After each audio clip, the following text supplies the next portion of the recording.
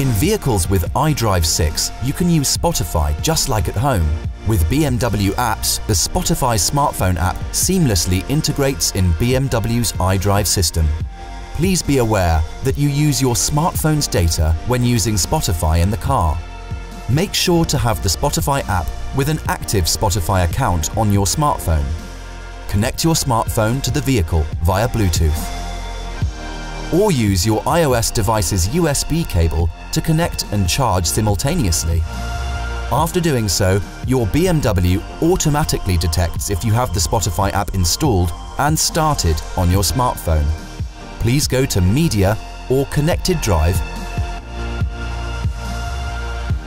and after seeing the app appear, select Spotify.